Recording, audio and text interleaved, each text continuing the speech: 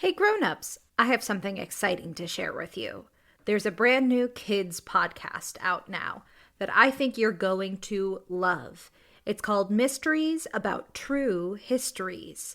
This show is perfect if you love adventures, solving riddles, and maybe even some wacky math problems. But I need a little help from some new friends to tell you more. Max and Molly, take it away. From the creators of Who Smarted, Starglow Media, comes a brand new podcast called Mysteries About True Histories. Does that sound serious enough? Max, we only have 30 seconds for this promo. Just tell them how your mysterious aunt recruited us into a secret order of problem solvers who travel time and have epic adventures. I don't have to. You just did. Catch new episodes of Mysteries About True Histories every Thursday on Apple Podcasts or wherever you listen to podcasts. Hi, my name is Walden. This is Gold Tales. Thanks, Walden, for that awesome introduction. Before we get started, I'd like to send some very special shout-outs to Isla, Tamsin, and Artemis. And I'd like to wish a very happy birthday to Luella Mishler. Grownups Girl Tales is brought to you by families like yours. If you'd like to hear your child's name at the top of our next episode, or if you would like me to wish them a happy birthday, head to patreon.com/girltales and donate today. Now on to our episode. Today we're sharing one of my older favorite Girl Tales episodes. It's called Stone Soup. Enjoy!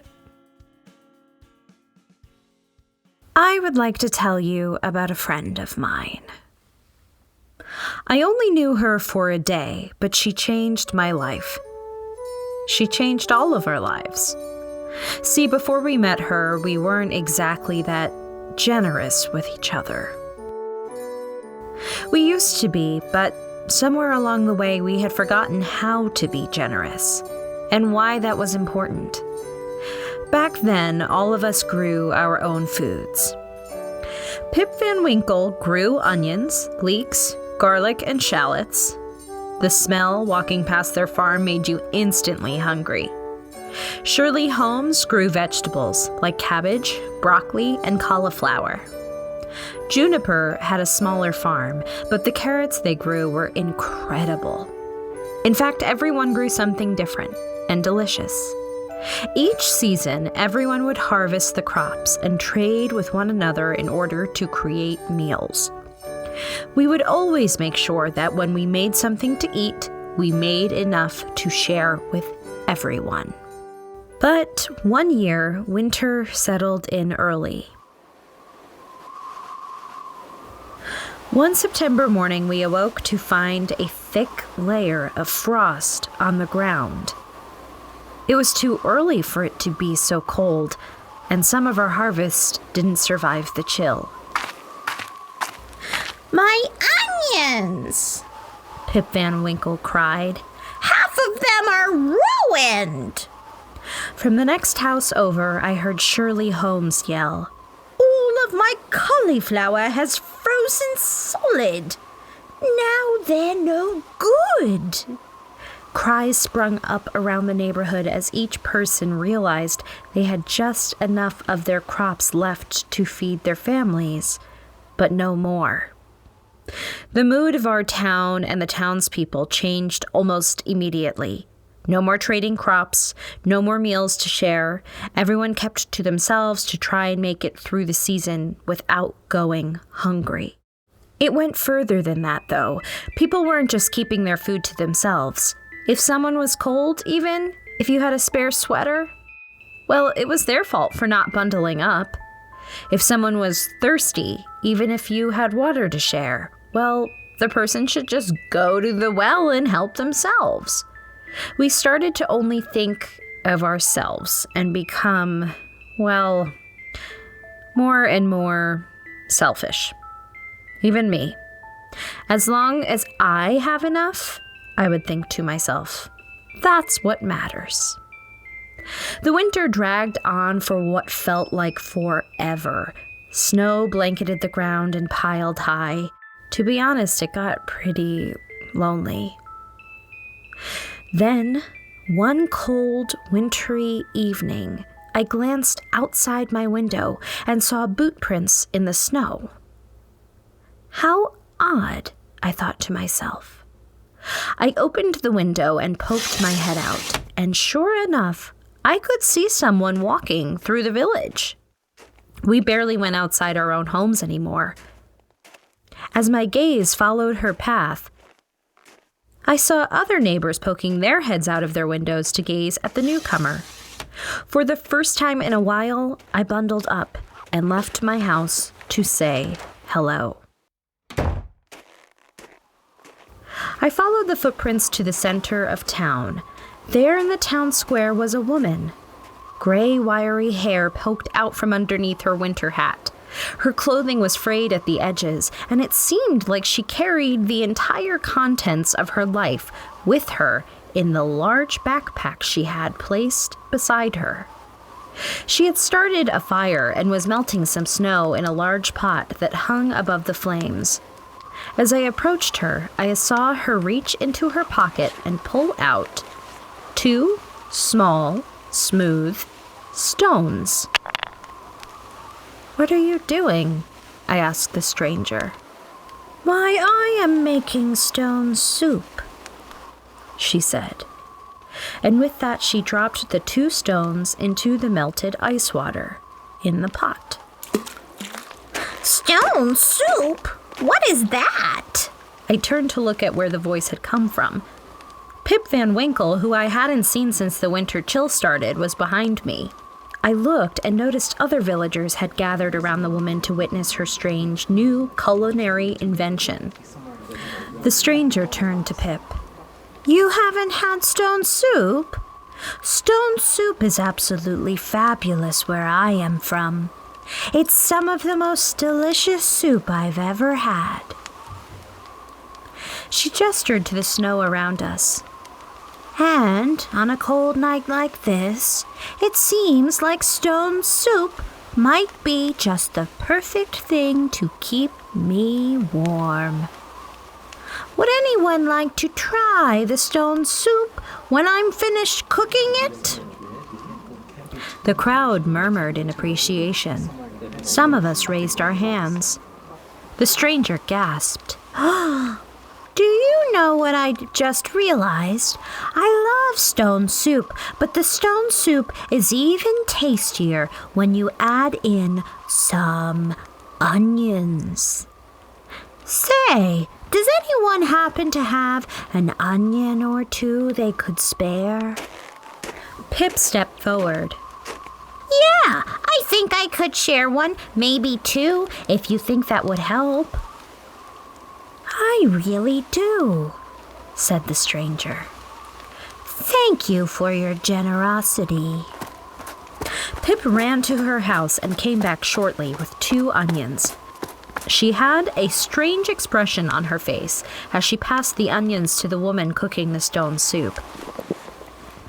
After all, it had been so long since we had shared anything with each other. That must have been hard for Pip to do.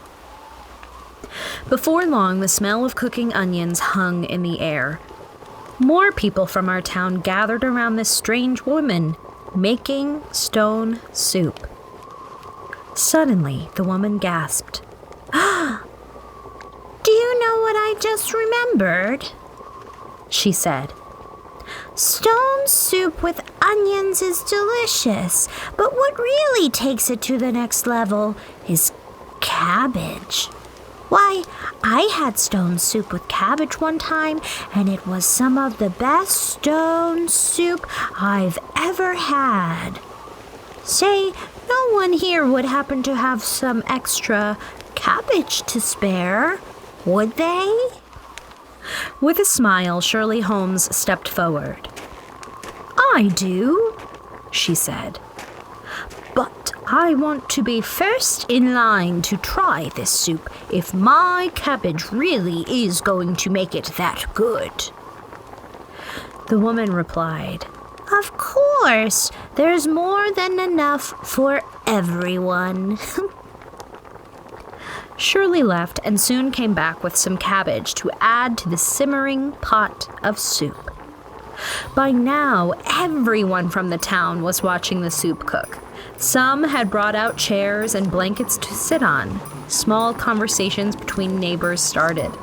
A man offered a spare pair of gloves to a child nearby. I thought to myself. I haven't seen this in a while. Suddenly, the woman gasped. I completely forgot. Once you add onions and cabbage, the soup just isn't the same unless there are carrots. Does someone have any carrots? Juniper stepped forward with her arms full of carrots. I thought they might make a great addition to the stone soup, so I brought a few with me. Soon, more people from the town began to step forward to volunteer their crops. Into the soup pot went potatoes, herbs, parsnips, and corn. I brought a few loaves of fresh bread I had baked to be served on the side. Someone even had to bring a second pot to cook in because there was so much soup. The mood in the air was lively. Someone had begun to play music. Laughter hung in the air for the first time all winter. At long last, the soup was ready to serve. Everyone from the town gathered, bowl in hand, to taste this famous stone soup. The woman was right. It was the best soup I had ever tasted. I had forgotten how wonderful it was to have a meal with Pip Van Winkle's onions. How hearty a dish could be with Shirley Holmes's cabbage, or how sweet Juniper's carrots could be. As we sat around eating our stone soup, something else was happening, too. I looked around and saw my neighbors trading vegetables again. Everyone was smiling, laughing, even inviting each other over for meals. It had been so easy to forget how to share and to be kind to one another, and all it took was one woman and her famous stone soup to help us remember. I knew I had to thank this woman, and more importantly, get the recipe for the stone soup. I turned back to where she had been standing, and I noticed her backpack was missing.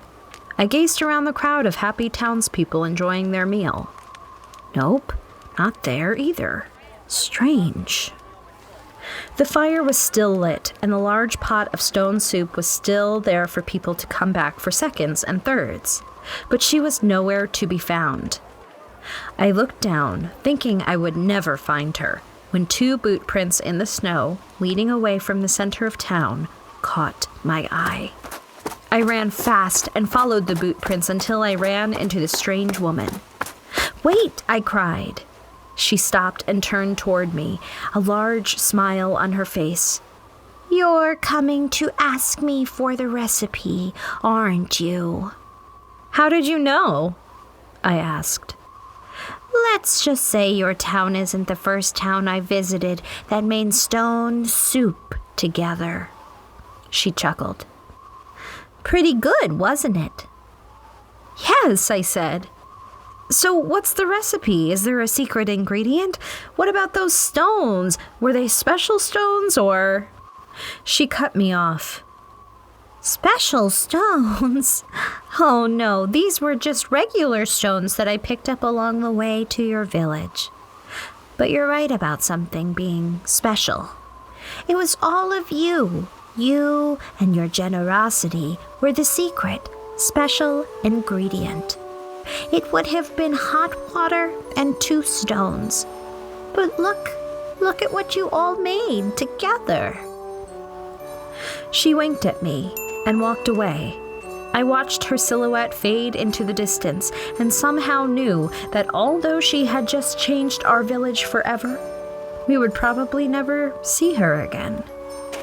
I followed her boot prints back to the center of town where people were still enjoying each other's company. A few people had brought dessert. For the first time in a long time, we were a community. We were responsible for one another. All because of stone soup.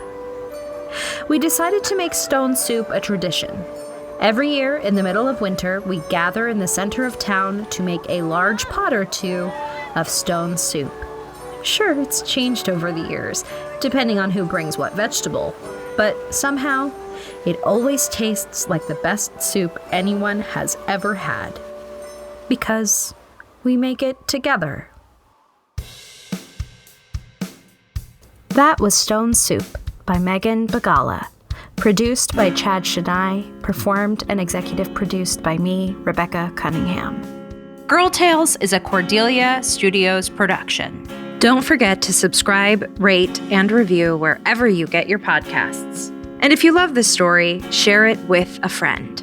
Grownups, you can find us on Instagram and Facebook. And Grownups, don't forget you can get access to ad-free episodes of the Girl Tales podcast, as well as a range of other shows for the kids in your life by subscribing to Star Glow Plus on Apple Podcasts. Oh, and remember, I believe in you.